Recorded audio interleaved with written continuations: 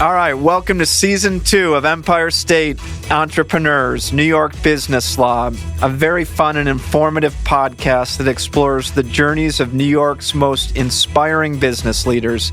I'm your host, Dave Falsgraf, and I'm blessed to be the managing partner of a local law firm, Rupp Falsgraf. This Season 2, we're bringing you deeper insights into the challenges and triumphs of entrepreneurs across the Empire State. From innovative startups to transformative nonprofits and established business enterprises, join us as we explore the compelling world of New York business.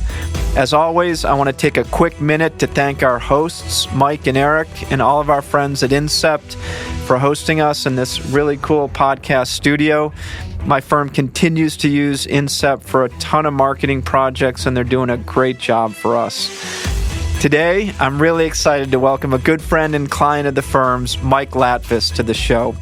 Mike is the founder of Harmonic Resolution Systems, a one-of-a-kind company headquartered right here in Western New York that focuses on producing noise reduction components and systems that brings the magic of your favorite music and movies to life in your home or business. Welcome to the show, Mike.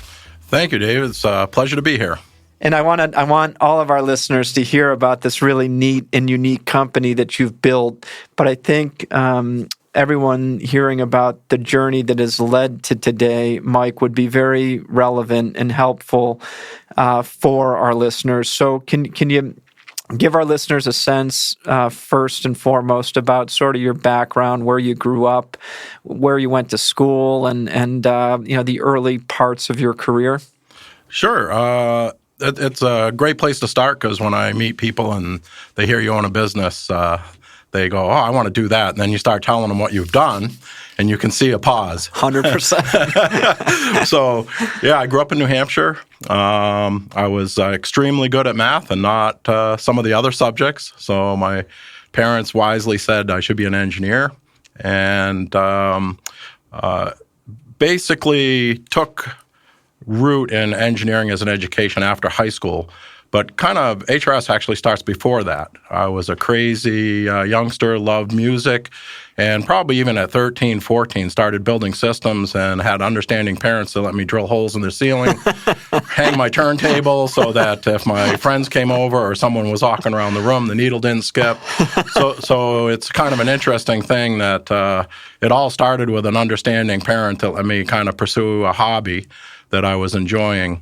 But went into engineering, did some nuclear power work after a 2-year engineering degree, quickly saw that I had been promoted into a supervisor role and my bosses all had bachelor degrees, looked at what the best schools were, went back to RIT in Rochester, completed an engineering degree there and did extremely well, got recruited by an aerospace firm that was an expert in vibration noise control.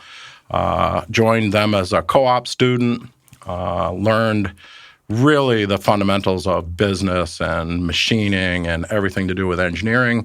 Took thousands of hours of evening courses, took graduate courses in statistics and business, spent 7 to 8 years in the aerospace industry, got married to a beautiful woman here in Buffalo. That's what brought me from, working outside of this area to Western New York. Joined a great systems control company here in Western New York. Spent many years there as an engineer, senior engineer, again, continuing advanced education. Went on to be an engineering manager and business development manager, getting back into vibration noise control. And that's where the two collided. So this is where we start to hit. Thinking about starting a company in audio is my system had gotten serious enough where I was combining music and looking at parts of the system that would be related to my background in vibration noise control and saw an opportunity, or what looked like an opportunity globally, where there was a gap in that marketplace where the furniture was just starting to become engineered products. And the speakers and electronics were already pretty sophisticated and of high quality and high value. And that's where HRS came from, is when my hobby collided with my background. Very, very cool, Mike. I'm curious about your time at RIT. whether you still you're studying to become an engineer and focused on sound, and does your love of music continue through your college careers in the early stages of your career, or is that a hobby you put on the back burner while you stayed focused on your studies, or was there always this sort of interplay between engineering, music, your passions, and your career, or were they sort of mutually exclusive interests that you had? Music was continuous, actually longer than engineering, even though I have 40-something years of engineering experience. Music was a continuous hobby, whether it was live music or building an audio system. I was always the crazy friend that had the big speakers and the stuff that people hadn't seen before. Even in the dorm room, it's like, okay, people came to my room because I had the music, right? So essentially, music was just a constant. You need an understanding wife, which I had. She allowed me to spend a foolish amount of money on that hobby, and but always was there. So really, it's two passions: mechanical engineering, vibration, noise control systems, colliding with another passion that was continuous, music and audio. That's telling, I think, and not surprising that you were in the dorm room where all the college co-eds wanted to go hang out. I remember those rooms, and it's not a surprise to me that yours was the popular one.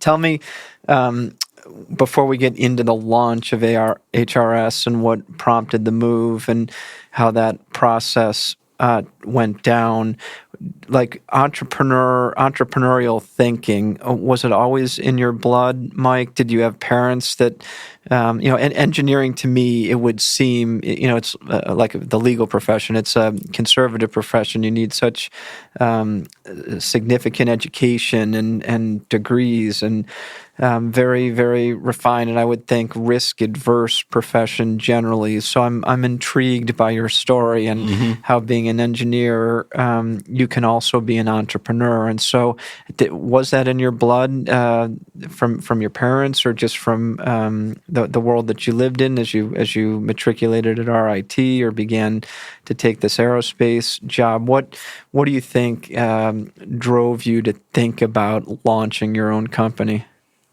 Yeah, I always thought about it. So I think it was a continuous passion. Passion. In my mind, it was always there. Like, someday I'd like to, okay? But I knew it was going to be really important to be very well prepared. So I really focused on working for great companies, learning everything I could about companies and the operations of business, watching not only what was going on in my field, but what was going on in the company. How were they operating? What were they doing with the sales organization? So I was always paying attention. I did get a wake-up call watching a company that was extremely well-positioned in a marketplace get off track. They hired a bunch of people to mandate growth. It didn't work. Boom, I saw a lot of people losing their jobs, and unfortunately, they weren't the young guys like me. And that was a little bit of a wake-up call that motivated me even more, which was, okay, I want control at the end of my life. I don't want to be dictated to. I don't want to be told at 55 or 60, hey, you've been great, but maybe you need to work for another firm that needs more experienced people. We have too many experienced people here. So that moment where I saw people that I had learned from being pushed, maybe when they didn't want to be pushed at that point in their life, really motivated me more, which was I want control of my life later, in my later years. And that inspired me. But still, until you see the opportunity, it's a big risk. You're talking about jumping over from having a very good living being paid by others to now being 100% responsible for your own income. So even at that time, it took another 5, 6, 7 years after that before I think the right time came along where I said, okay, now's the time. Wow. Tell me a little bit about the time frame involved. So when do you move to Buffalo?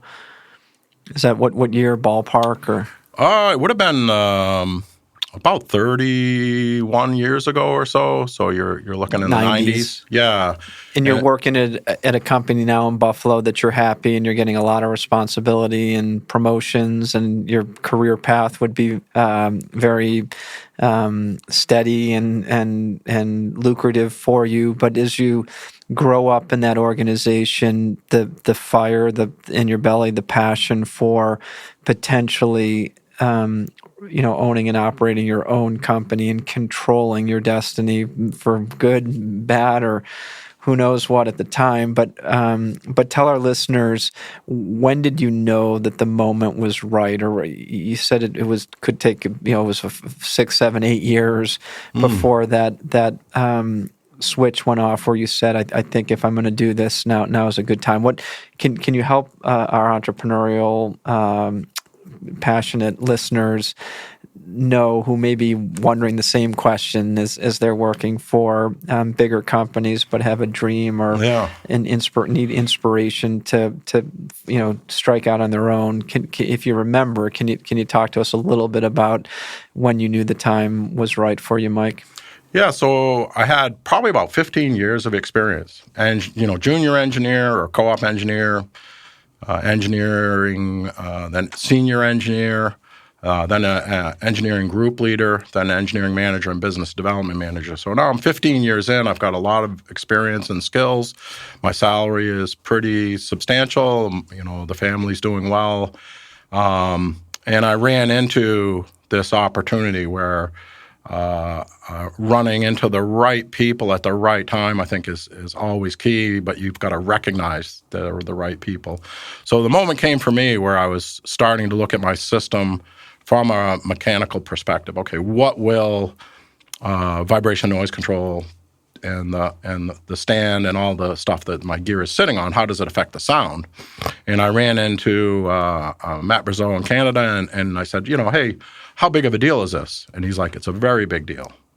And everything that that's related to shipboard shock and aviation isolation, we in the aerospace industry are protecting computers and signal loss, and your Wi-Fi system in the airplane was isolated at the time. I mean, that's a huge industry that's well known that electrical signal damage happens all the time. Fascinating. And can be, devastating, can even crash a computer, okay? So that moment where he says, no, this is a big deal. And I was like, okay, something I've been building for 15 years combined with something I love. That to me sounded like something to look into, okay? But then I still had to do research, look into patents, what was been issued out there, what were people doing, what was the market leaders doing, how big were these companies, could they support my family? Because, I'm going into esoteric audio, super high-end audio. By definition, it's a small segment of a market. So you do the research, and it came back, this appears to be an opportunity. And that the opportunity was that the furniture was just breaking out of being furniture and becoming engineered furniture. And the other components were being highly engineered, and the performance gains were easy to hear. So those elements all came together. That's the aha moment. Oh, okay. Now, what do? You have an understanding wife. You start talking to her. And in my case, I worked 5 years doing both. Incredible. Okay, Incredible. So it wasn't just great idea comes together and you launch or you strike out on your own. You continue to work basically 2 jobs for 5 years. 2 jobs, 5 years, losing money at building the corporation, because you're talking about building a global brand in a market where only the best survive. Okay, so this is a lot of work, and it takes, this 2, 3, 4, 5 year that everybody talks about to establish a corporation is just very real. I watched a lot of other people with a lot of money try to instantly build a global brand and become known as the next great thing. Almost every one of them failed. Okay, you can't just rush that and say, I'm the best. If you're talking about something that's serious, it's going to take time. And like, your law firm, you're not instantly the leader in the marketplace, right? It takes time. Yeah, it takes time. It takes hiring the right people. It takes meeting the right people. It takes getting the right breaks. So, for the first 5 years, the company lost money. And I was taking and subsidizing income. So now you got to convince your wife it's okay to lose money. Okay. Then you got to convince your wife to help you at night. Okay. And then you got to convince your kids to start answering the phone instead of so true. Their name. That you've got to answer it that it's a business when it's really a house. Okay. So this is all real. This is literally real. how this is real. Yeah. This is how it happened. And then you've got to look at the fact that now your neighbors are seeing tractor trailers pull into your driveway in Orchard Park. And now it's time, right? You've got to make the jump. And in my case, there was also a collision between my employer and this new business. That's how I met Tony. Tony Rupp, my co-founder, and Mike introduced us, and I'll be forever grateful for that introduction because of the work that we've been able to do with Mike. But it was Tony in the trenches early on that helped Mike navigate, as many entrepreneurs need to, that launch of your business and post-departure issues. And those weren't easy, I'm sure, Mike, and I know it was stressful at the time, and it took a little bit of while to resolve, but to your credit and Tony's credit, you were able to sort of break free without a ton of anchors or headaches. Yeah, no, it's key. It's something to think about. I probably didn't think about that enough at the time, but when you're working for a large corporation, they want to have the intellectual property be theirs. Even if it's in a completely unrelated market, they may view it as not unrelated. So you can run into a lot of issues. So having a good accountant at the time, having a decent business plan, an extremely understanding wife, then legal help to make that separation where both parties are happy. Initially maybe both parties are not happy, which was in my case. I think, I had started a division for that company. They viewed me as the key person. They were probably afraid that maybe my inspiration was to start and compete with them when it wasn't. So you've got to get that company to see that, and that can be difficult, And having Tony at the time was key, very key. So you've got to do a lot of preparation and be prepared for things that you may not even be thinking about when you're going to make this separation. Tell me what year you launched, and then give our listeners a sense of sort of initially what your core products were that you were going to try to bring to the market. Yeah, so 1999 is when we started designing products specifically for high-end audio. Really, we were targeting isolating high-performance turntables from the outside environment, other components, DACs, preamps, and we were building isolation bases and other chassis noise reduction products.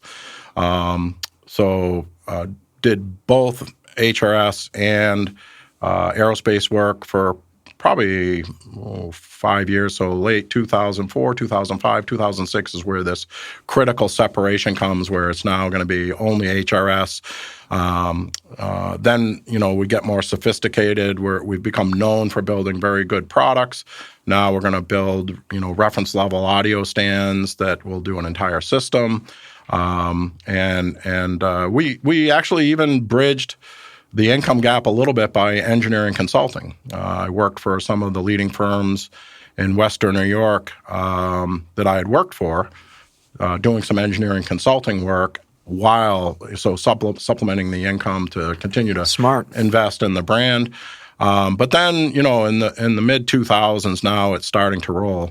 But you're still going to face adversity. I remember going to my first big trade show with our first reference level stand, and it was, I think, $10,000. And I had a dealer from DC look at me and say, "You're crazy." So when you're shifting a paradigm in an industry, you're going to be told every step of the way, what are you thinking? You've got to have a clear vision. That vision may not be obvious to everybody else, but you've got to stick to it. And, now we build systems that are, 5-10 times that cost, and everybody understands why. But initially, not so. What a great lesson for our entrepreneur listeners to not be persuaded by a naysayer, to know that there's going to be people out there who say that can't be done or that is a bad idea, but you as the founder to have that sort of resolve and industry expertise and risk taking ability due to an amazing partner and wife and just to package that all together and say, I appreciate your point of view, but I'm moving forward, and I give you a ton of credit, Mike, because I know a lot of people may have thrown in the towel as they're at sort of industry trade shows being told by others in the field that this is not a good idea, this isn't going to work. So tell our listeners then when you started getting traction, or who became the ideal client, or who what's the profile of the client that you started saying, hey, I got something here? Yeah, we were always targeting the very high end of the music reproduction and industry. So our end clients can be recording and mastering engineers. We've done some very famous work with some very famous engineers and mastering engineers. But our core client is someone that loves music. It's a part of a hobby for them at their home, and they're very serious about coming home and listening to music and it being part of the way they relieve stress and relax. So it could be, doctors, it could be, lawyers, it could be businessmen, it could be someone that just loves music, it could be a musician. But our client is someone that's very serious about music. It's been a part of their hobby for a long time. The thing I correlate to people is it's cars, watches, wine, music. It's a very serious hobby, and that's the person that is our target customer. And then, really what we're going to do is give them the best product experience possible. Infinitely modular systems built above aerospace quality, super high performance. So really, we're shooting for the cost no object type customer. But we've been fortunate as our brand became famous. We've been given opportunities to reach down and do private label work and hit lower price points by building components for other people's products as well. So you're doing direct sale to consumer, but you're also doing component parts for other sellers of similar products to consumers. Yeah, we're now distributed in over 40 countries, and wow. We have I think probably 70 of the best dealers in the United States. So we're almost in every major city in the U.S. And with that, we have the good fortune of being now a global brand that's very well recognized for what we do. So companies start coming to us.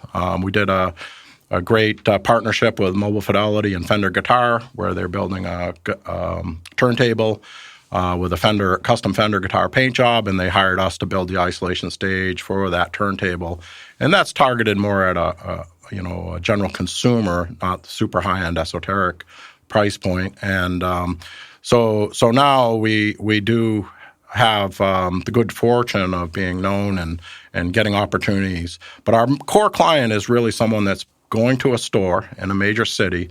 We're a global OEM, so we're selling to distributors outside the U.S. We are the distributor in the U.S. We sell to the store, and the store would be the person putting the entire system together, and the audio stand would be part of all the gear and the speakers that would go into the room for either home theater or music or both. And so the end customer is typically dealing with a store somewhere here in the United States or overseas, and we're the supplier of part of that system that's being integrated. That's incredible, and so unique. I would assume in that high-end space. It's nice that you now sort of have become one of the global leaders for this high-end audio type equipment. I'm curious as to, like, over the years you've told me some great engagements that you've had and some really crazy, amazing work that you've done. Can you give all of our listeners an example or two of some projects that you've been particularly proud of, or that have been signature projects for you in HRS where no one else would have touched it or said it could be done, and you said, no, let me show you what I can do here? Oh, yeah. That's kind of our signature is, because we're an engineering-driven company, we build the best products out there, in our opinion. And, there are other very credible companies, but they'll come to us when there's something challenging. So a famous turntable engineer from Japan, Mr. Nishikawa, owns a company called TechDAS. He built his statement turntable, which was going to be kind of the end of life work. He actually has now passed away. But this turntable was, 2 or 3 feet wide by 2 or 3 feet deep and weighed 550, 600 pounds. Wow. And cost, I think, somewhere in the neighborhood of $400,000. And one of our dealers came to us and says, hey, you have to see this thing. We think you can build a stand for it. And I looked at this table. I'm like, wow, this thing's massive. Right? This is starting to look like a small car more than a turntable, And so, but sure enough, we had the engineering background. We had an infinitely modular architecture.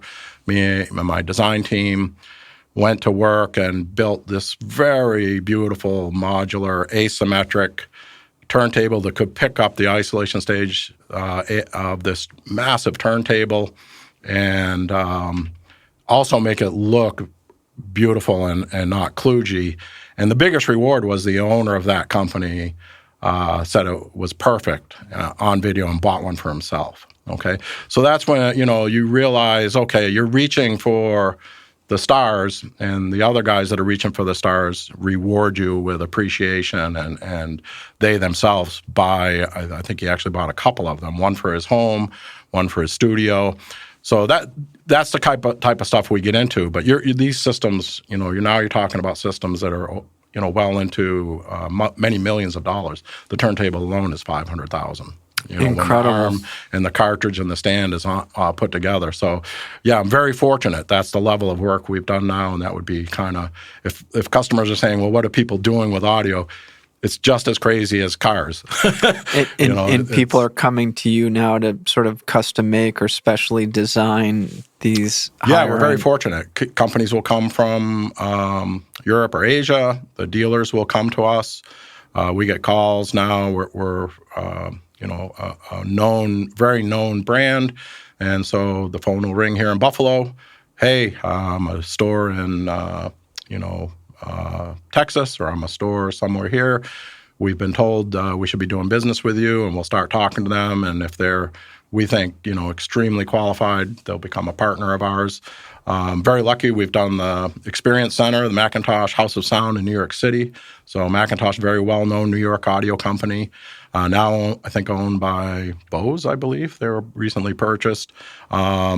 If you go to their Experience Center in Manhattan, HRS from Buffalo is incredible in that so Manhattan cool area, studio. So we've been very fortunate that really a lot of great company and a lot of great people come to Buffalo now and ask us to work for them. Tell us about the infrastructure that you've built out, and how you're supported by a team, and how you've, as a business owner and entrepreneur, have thought about the importance of surrounding yourself with other like-minded individuals, or maybe at times individuals who don't have the same mindset but have contributed to the growth of your business. How important has sort of the people factor been to you over the years, Mike? Oh, it's critical. You can have the best idea in the world, but if you don't have the people to execute it, you're out of luck. So, I would just tell people you have to find the best business partners possible. We were lucky. I think we found the best law firm in Buffalo by reference from a business partner of ours. We've got great accounting help. That we use, Julie Wingavich, Six and Wingavich, and, but machine shops and anodizers, and even the facility that we're housed in, you really have to find the best of the best. And Western New York actually is a great place for what we do. We've got access to lots of machine shops, a lot of industrial work. We've got great banking support. I can live anywhere I want. Right now, Buffalo is home for me because it's got just a great network of bankers and lawyers, accountants, and machine shops and industrial support and incredible people. First and foremost, the people that show up for work every day at our company. You can't do what we do without being serious. And I found the people in Buffalo to be really hardworking, very serious. They work extremely hard and have a lot of passion for what they do every day. So people is critical. Every employee, every vendor that you hire, you better believe that they're one of the best at what they do, if not the best. And that can also be cost. Cost is also important. But no, I can't stress that enough. People, and partners. It's critical. Mike, tell me and everyone listening here today, what's next for HRS? Incredible growth, incredible specialty product that has gotten worldwide attention and demand. Do you still dream? Do you still have ideas? Are you still passionate about building this business? How do you not become complacent with your incredible success and the reputation that you and your company have earned throughout the world? Do you have other ideas or dreams or initiatives that you think you're going to keep pushing the envelope here? It's a great question. I think as you have success, you can sometimes feel like, oh, okay, maybe I can relax a little bit, but that's a mistake. What drives me forward is keeping an eye on our competition and making sure that I think that we're staying a step ahead of them. We actually just designed and released a new product last week. So no, you have to continuously evolve, continuously build new products, and essentially replace yourself. If you don't replace yourself, someone's going to replace you. It's a very competitive world. We've got hundreds and hundreds of competitors all over the world, and everybody wants to be in the stores that we're in now. We're extremely fortunate, but we're a target. And so, we've got to continue to build the best products, but also give the best customer service. You really have to look at everything involved in a business, not one element. Being best at one thing, you're going to fail. You've got to be really good at not only building the product, serving the customer, supporting the product, shipping it globally. So really we're focused on continuing to do more, but at the same time, use our platform to also give back more to the community. I want to talk a little bit about that too. And I think what great advice for a business owner that's out there, that it's not just produce and sell the product and go on to the next one. It's constant. It's also making sure that the customer service is best in class, or that continued selling of alternative products is being part of your DNA and part of your mindset when it comes to making sure you're not static or not complacent. So I think that's really, really good advice, that it's all encompassing to be a successful entrepreneur or business owner. It's not just produce and sell and move on. It's no, how can we continue to enhance and improve customer service? And it's a 24/7 job, I assume, for you, Mike. Yeah, you've always got homework. You've always got homework. If you don't like homework, don't become an entrepreneur. I also inspired, Mike, by a story you told me as we were getting ready to launch this fun podcast, and it was about sort of giving back and the importance of community in your life. And Roswell Park, I know, is an institution that's near and dear to your heart, and I'm know that our listeners would benefit from your mindset when it comes to helping to give back, or helping to utilize the company that you've built in unique ways to launch new ideas or fundraising initiatives. Can you give us a sense of this neat initiative that you're working on? Yeah, I'll expand on that. I think it's a great thing to think about if you're getting into business, or even for those people that are in business, is, the company has to benefit everybody, including the community, not just me, for it to be truly healthy. That's with the employees. They've got to have health care. They've got to have insurance. They've got to have a sense of security that the company is going to be there for them. Profit sharing. So these things are all initiatives for our company to not just make money, but properly share the proceeds and give security to our employees, but then give back to the community. Church organizations or cancer fundraiser. I think every year my wife and I, since we really had the company, would give to organizations. And my wife passed away from cancer, ovarian cancer. That became an even more serious life event, of course, and increased my focus on giving back. But it's always been part of what my wife and I believed in. When she was sick, we started the Jody V. Latvis Ovarian Cancer Research Fund at Roswell. It's an endowed fund. And a mission for us while she was alive is to donate to that cause every year, because at the end of the day, there's great people in Western New York, but so many of the entrepreneurs are giving back to the community. People don't even know about it. When I walk into the room, I see the business leaders from all over Western New York. They're giving back. When you watch the news, you don't hear about all this very, very much.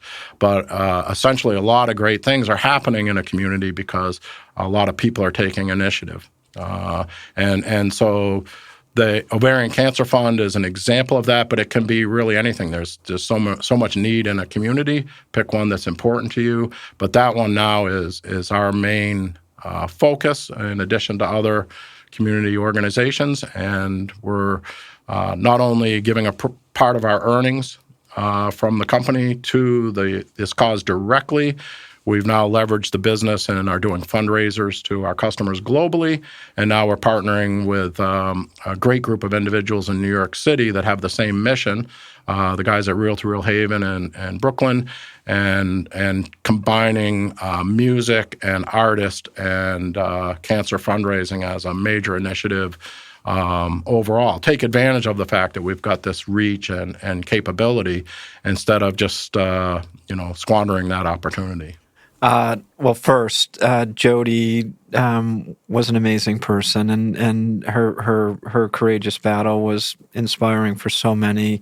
And I know you were with her every step of the way, and her legacy has lived on clearly, Mike, through you and through the work that you're doing. And I'm sure she's missed by so many every day. But her story is an inspiring one, and one that will have impact for years and years to come. So I'm proud to have known her and through you and seeing the two of you. It was a partnership that is rare and one that I admire very much. And yeah, so thank you. Thank you for sharing that story. And this philosophy came from her just as much as me. You have, as an entrepreneur, you better talk to your significant other. Good advice. That's very good advice. Because it's a long, tough road. There's bumps in the road. But this mission we're talking about now of giving back was as much her mission as mine. When we started the fund, her researcher looked at her and said, this isn't going to help you. And she looked right back and said, I know. You have to be forward thinking in some things. And, now, like you're asking, what's the next step? I'm thinking even beyond my lifetime now. Yeah. It's incredible, Mike, and very inspiring. Tell me about this Brooklyn event real quick, and sort of how it came together, and who the signature band was that you were able to participate in this event with, and what sort of initial returns you're hearing the event has had, and sort of what's next for it, because I'm sure many of us would love to support the next one. And so give us a sense of how this idea to work with musicians to to raise money for cancer is playing out? Yeah, so because we have a lot of connection to the music industry, and our partners in New York have a significant amount of resources out of New York City for doing the same, there's a mutual benefit to say, okay, what can we do for the community? The fundraiser that was just done down there recently was a great example. It was one for a nonprofit radio station, KEXP, out of Seattle. They play the music that our up-and-coming musicians are sending them, not necessarily what someone's paying them to play. Okay, so this one, maybe the ones before that, the event we were working on ourselves here in Buffalo, we were raising money for cancer, but this is another community organization, and people are just always looking for a way to give back. And so KEXP had helped launch the Lumineers. They're doing a fundraiser. Our partners there were interested. We were interested. And essentially, everybody's getting together to try to bring together and make donations to help a community organization through the guise of music. Now our goal is to look at doing that in a bigger way to benefit other community organizations, and specifically for me, Roswell Park is one of the key focuses now, is to generate additional resources outside of what we're already doing through taking the love of music, which everybody loves, musicians who inherently, quite a few of them want to try to give back as well, and take a little bit of their time, a little bit of our time, and make a big difference for the community. Incredible. So cool. I think many of us would benefit from getting involved organically or at the outset of a fundraising initiative like that. And if you're as fortunate as Mike and his daughter to be one of 100 attendees to see a Lumineers concert, and obviously Mike forgot his lawyer's number before that event, because I love the Lumineers and really a neat event that came together for such a great cause. So I'm certain that there'll be more to come from you, Mike, when it comes to building out HRS and also giving back as you've done selflessly all these years in Jody's name to organizations like Roswell Park. If we had more leaders and business owners and entrepreneurs like you, Mike, our world would be such a better place. So I can't begin to thank you for your time today. Before I let you go, tell me what something maybe our listeners wouldn't know about you, or any trips that you have planned, or any favorite places in the world you like to go, or some goal of yours in 2025. Tell us something maybe we don't know. Oh, gosh. I think I've been fortunate to do a lot of things. So the things I look forward to now are sitting on a lake up in New Hampshire with grandkids. I know that. Amen. Yeah, that doesn't maybe sound too appealing to some, and to others it's a dream come true. But for me, spending time with the family and a place where we can all hang out, that's kind of my excitement and what I really look forward to. But certainly, there's, inspiration to go see an F1. I'm big into cars, and, like an F1 event that's now become extremely popular here in the U.S. with, I think, two different races, I believe now. I think, certainly cars, audio, friends, family is, and, raising money and trying to do something with my life is my main focus. Well, I look forward to hearing more about your story, Mike, and getting to experience it with you. And I know I would speak for Tony Rupp and all of our listeners that what you've done is amazing and remarkable, and so many lessons that can be learned for our listeners today. So you're busy, and to carve out an hour to spend it with me here today is very much appreciated, and look forward to building on our friendship. Well, it's a pleasure and an honor, and to be honest with you, without your firm, this company may not exist. Money may not be coming from all over the world to Buffalo to help provide for jobs here. Really having your law firm at the right time was instrumental. Without that legal support, and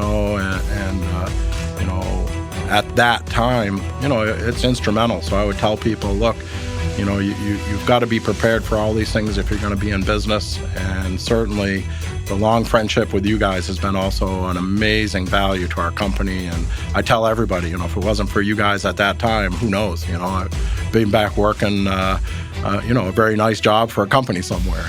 Being an engineer somewhere. Yeah. Well, look, we've gotten far more out of this relationship than you have. And I think the sky's the limit for what we can do together. So look forward to continuing to be a partner of yours on your journey. And we're here for you always, Mike. So thanks again for coming in today. Thank you. All right, E. That was awesome. Mike, that was awesome. Yeah, it was good enough. Thank you for being so inspiring. All right, Especially as long as you got. for a music. Can you make that look okay? Yeah. All right.